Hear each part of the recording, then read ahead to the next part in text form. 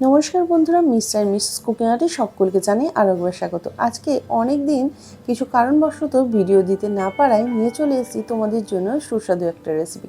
আর এই সময়টুকু যারা চ্যানেলটিকে ভালোবেসেছো, পাশে থেকেছো, তাদেরকে অসংখ্য ধন্যবাদ। আজকে নিয়ে এসেছি দুর্দান্ত স্বাদে সুস্বাদু একটা রেসিপিটি দেখার জন্য লাস্ট পর্যন্ত অনুরোধ রইল। যদি ভালো লাগে তাহলে কমেন্টের মাধ্যমে অবশ্যই জানিও। যারা নতুন বন্ধু আছো তারা কিন্তু চ্যানেলটিকে সাবস্ক্রাইব করে পাশে থেকেও বেল আইকনটা ক্লিক করতে একদম ভুলো না। চলো শুরু করা যাক আজকের রেসিপিটির জন্য নিয়ে নিয়েছি আলু।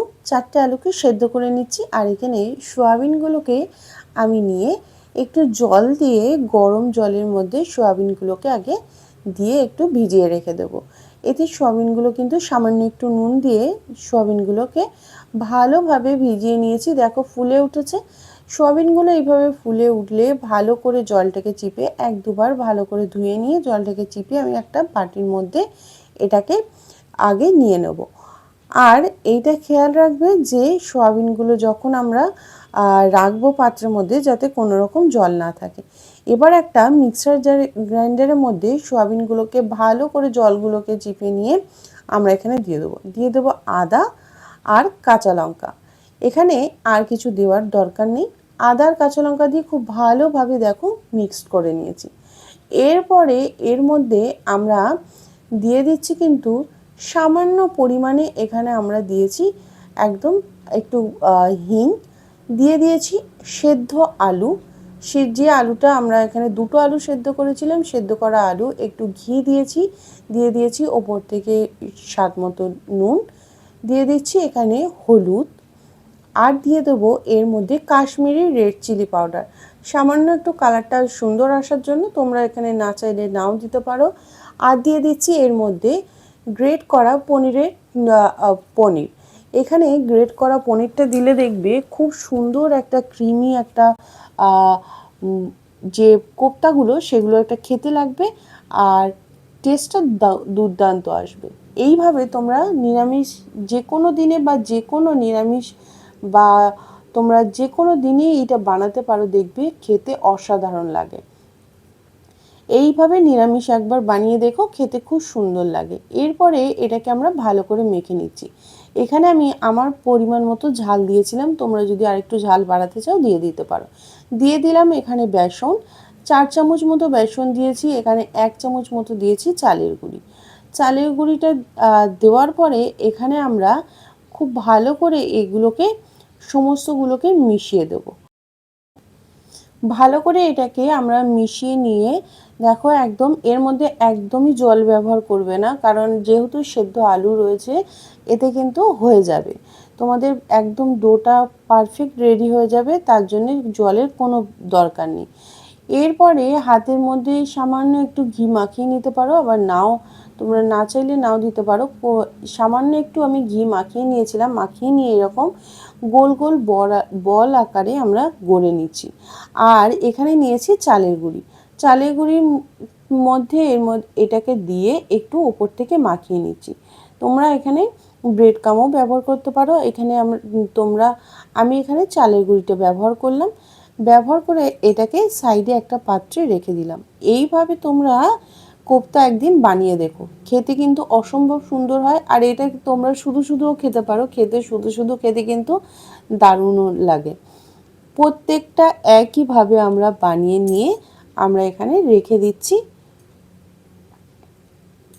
সব কটা আমাদের কিন্তু এখানে বানিয়ে রেডি করা হয়ে গেছে।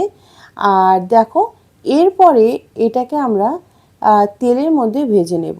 তোমাদের যদি হাতে কম সময় থাকে আগে কোপ্তাগুলোকে এইভাবে বানিয়ে তোমরা একটা এয়ারটাইট কন্টেনারের মধ্যে কিন্তু ফ্রিজে রেখে দিতে পারো। তারপরে তোমরা কিছুক্ষণ, যদি মনে হয় যে কিছুক্ষণ পরে আমরা এটা সন্ধ্যের দিকে রান্না করব, তাহলে কিন্তু এটা তখন বার করে রান্নাটা করতে পারো। এইভাবে আমরা সমস্ত বড়াগুলোকে একটা একটা দিয়ে লালচে করে ভেজে নিচ্ছি। দেখো খুব সুন্দরভাবে প্রত্যেকটা বড়া রেডি হয়ে গেছে। ওপরে একদম শক্ত আর ভেতরটা কিন্তু একদম নরম মুচমুচে। এটা তোমরা শুধু খেতেও অসাধারণ টেস্ট লাগে। তাই অবশ্যই একদিন বাড়িতে ট্রাই করে দেখো। দেখো খুব সুন্দরভাবে এটা বানিয়ে নিয়েছি, প্রত্যেকটা একইভাবে লালচে করে আমরা এখানে বানিয়ে নিয়েছি। এরপরে কড়াইয়ের মধ্যে সামান্য একটু ঘি মাখিয়ে নিয়ে দিয়ে দিয়েছি বেসন। বেসনটাকে আমরা ততক্ষণ পর্যন্ত নাড়াবো যাতে বেসনের কাঁচা গন্ধ চলে যায়, সেই সময়টুকু নিয়ে আমরা বেসনটাকে ভালো করে মেশাবো। সম্পূর্ণ বেসনটাকে খুব ভালো করে মিশিয়ে দিয়ে দিচ্ছি এর মধ্যে সাদা তেল। এখানে রেসিপিটার জন্য এখানে আমরা সাদা তেল ব্যবহার করছি। সাদা তেলটাকে দেওয়ার পরে আমরা তেলটাকে খুব ভালোভাবে গরম হতে দেবো। তেলটা গরম হয়ে গেলে এর মধ্যে হালকা একটু গরম হলে দিয়ে দিয়েছি তেজপাতা, গোটা গরম মশলা দিয়ে দেওয়ার পরে খুব ভালোভাবে এটাকে আমরা একটু মিশিয়ে নিয়েছি। আর এখানে আমি একটা পেস্ট রেডি করে রেখে দিয়েছিলাম। টমেটো, আদা, কাজু, চালমগজ, কাঁচা লঙ্কা সমস্তটাই কিন্তু আমি একটু সামান্য একটু কড়াইয়ের মধ্যে তেল দিয়ে জল দিয়ে ভালো করে সেদ্ধ করে নিয়ে এটাকে বেটে নিয়েছি। একদম খুব সুন্দরভাবে মিহি করে বেটে নিয়েছি। তোমরাও বাড়িতে এইভাবে কিন্তু বানিয়ে রাখতে পারো, তাতে তোমরা অনেক রান্নাতেই কিন্তু এইভাবে দিতে পারো। আর এর মধ্যে একটু গোটা গরম মশলাও আমি দিয়ে দিয়েছিলাম। আর সমস্তটা রেডি করে নেওয়ার পরে দেখো এইভাবে আমরা মশলাটাকে একটু কষিয়ে নিচ্ছি। মশলাগুলোকে কষিয়ে নেওয়ার পরে এর মধ্যে বেসনটাকে দিয়ে আবারও খুব ভালো করে এর মধ্যে জল দিয়ে কষিয়ে নেব, যাতে খুব সুন্দরভাবে এখানে মশলাটা একদম রেডি হয়ে যায় আর মশলাটা থেকে খুব ভালোভাবে তেল ছেড়ে দেয়। সম্পূর্ণটা ভালো করে তেল ছেড়ে দিলে একদম আমরা 1 কাপ মতো দুধ নিয়েছি, বড় কাপের 1 কাপ দুধ নিয়েছি, তার মধ্যে হাফ কাপ দুধ এর মধ্যে দিয়ে খুব ভালো করে মশলার সাথে মিশিয়ে দেবো। সমস্তটাই যাতে খুব ভালো করে মিশে যায়, কোনো রকম দানা দানা না থাকে সেটা খেয়াল করবে। মিশিয়ে দেওয়ার পরে ঢাকা দিয়ে আমরা বেশ কিছুক্ষণ এই গ্রেভিটাকে ফুটিয়ে নেব। দেখো ভালো করে আমরা এটাকে ফুটিয়ে নিচ্ছি, দেখবে যে দুধটা ঘন হয়ে এসছে আর সাইড থেকে দেখবে অনেকটা একদম মালাইয়ের মতো চলে এসছে। এরপরে এর মধ্যে স্বাদ মতো দিয়ে দেবো নুন। নুনটাকে দিয়ে এখানে সামান্য একটু গরম মশলা দিয়ে দিলাম। আমি কিন্তু এর মধ্যে আরেকটু দুধ কিন্তু অ্যাড করে দিয়েছিলাম, বাদবাকি যে দুধটা ছিল যখন তোমরা ফোটানোর সময় একবার একটুখানি এটাকে ঢাকাটা খুলে মিশিয়ে দেবে, আর তখন কিন্তু এই দুধটাকে দিয়ে দিতে পারো। দিয়ে দিচ্ছি স্বাদ মতো মিষ্টি, একটু কাঁচা লঙ্কা চেরা। এতে কিন্তু চেরা কাঁচা লঙ্কা দিলে টেস্টটা কিন্তু দুর্দান্ত আসে। এরপরে দেখো গ্রেভিটা সুন্দর হয়েছে, দিয়ে দিচ্ছি একদম 1 চামচ মতো ঘি। তেলও ছেড়ে দিয়েছে, খুব সুন্দর একটা দারুণ গ্রেভি হয়েছে। ঘিটা দিয়ে আবার একটু ঢাকা দিয়ে 1 মিনিটের জন্য রেখে দিয়েছিলাম। দেখো সুন্দরভাবে রেডি হয়ে যাওয়ার পরে এখানে যে সোয়াবিনের কোপ্তাগুলোকে বানিয়েছিলাম সেই কোপ্তাগুলোকে দিয়ে দিচ্ছি।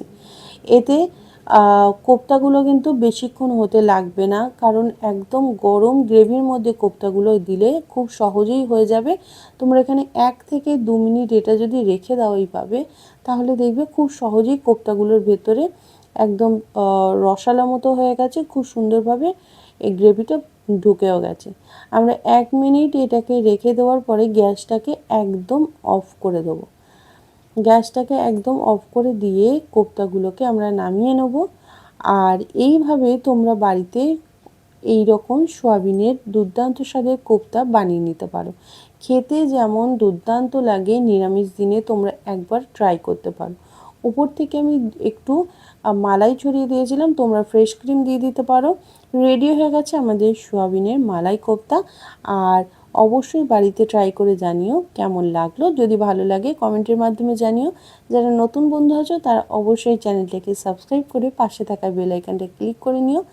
তাহলে আজকের মতো রেসিপি পর্যন্তই, আবারও দেখা হচ্ছে পরবর্তী কোনো রেসিপি নিয়ে। ততক্ষণে তোমরা ভালো থেকো, সুস্থ থেকো, আবারও ফিরে আসছি নতুন কোনো রেসিপি নিয়ে।